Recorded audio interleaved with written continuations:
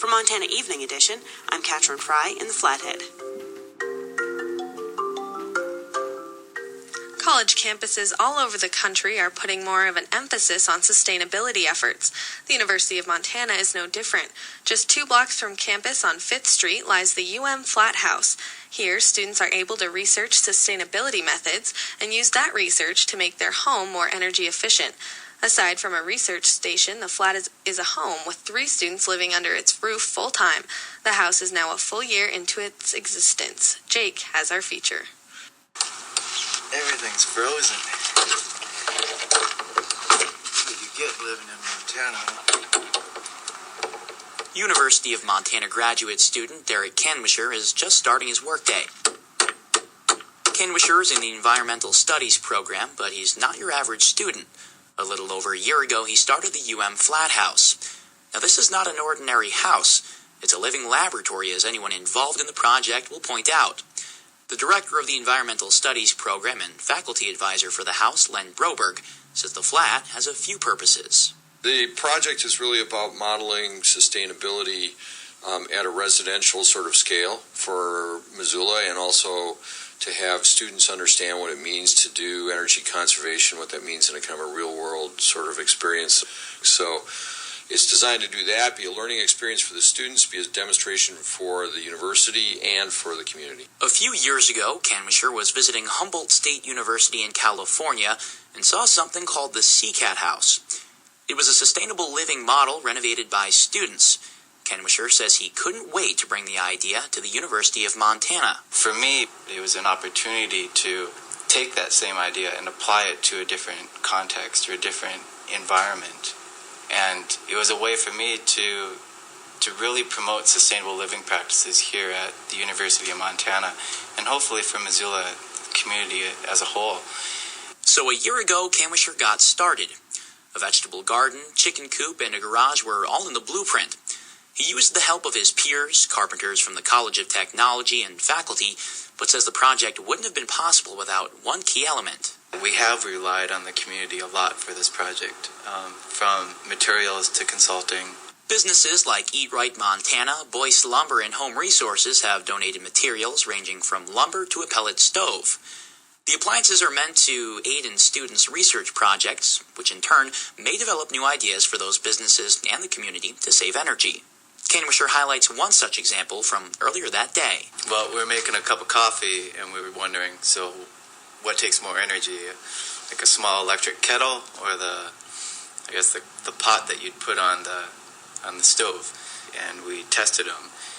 Basically what we came up with is that it's 3 times more energy efficient to use an electric kettle. One of the most useful pieces of technology at the flat is an energy monitoring system. Canwisher opens up his Mac laptop, double-clicks on the program, and voila, a minute-by-minute graph of the house's energy usage. Canwisher demonstrates how it works. I guess another way to look at that is to actually visualize the energy fluctuation as we turn different appliances on and off. So I'm going to show you our stove in the kitchen. We walk into the next room and Canwisher turns on the stove. Turning on a high burner now, it went from 0.269 up to 1.017 kilowatts. And on the graph, you can instantly see that the sharp increase of energy use. The property is loaded with materials that help reduce energy use. Canwisher takes me outside to see the pride and joy of the flat house. After a brief walk to the back of the property, a barn-like structure comes into view. This is our garage renovation, and as you can see here on the outside here... Canwisher explains the renovations being done to the exterior, then takes me inside. Welcome to the workshop. A cold cement floor covered in sawdust and hay catch my attention, but there's a lot more going on here. Well, we got our straw bale wall right here. Sawdust everywhere. Over here on this table, we got stacks and stacks of shingles. But what we're doing here is we're taking these rough shingles here. These ones are painted on this side, and we're flipping them over.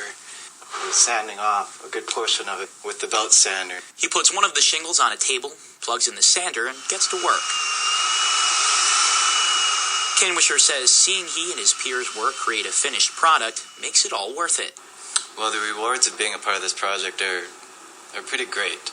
And in fact, yesterday I was just outside and noticed our first brown egg, which came from our little cochin chicken. The work at the Flat House may one day impact the community as a whole, but for now, faculty advisor Len Broberg says the impact it has on students is incredibly beneficial. That's the terrific thing, is that the university has really given the power to the students to make things happen in this place, and for that reason I think it's a very unique and compelling kind of project for those students to be involved in. The Flat House is starting to create a buzz around Missoula. Just last week, Canwisher met with city officials to discuss including the house and neighborhood in the Green Block program, and this week, the flat was featured on the website of the Association for the Advancement of Sustainability in Higher Education. This spring, the Flat House will have an open house, which Broberg says is a big step. There's always kind of a tension between making a big splash, but also trying to do it in a way where people could look at it and say, hey, I could afford that, I could do that, and then expand it out into the community, so we're having a bigger footprint in terms of the energy savings across the community. The Flat may one day be the model for how we build our homes, but for now, it will continue to serve its purpose as a living laboratory for students. For more information on the Flat House, visit umt.edu/umflat. For Montana Evening Edition, I'm Jake Stevenson.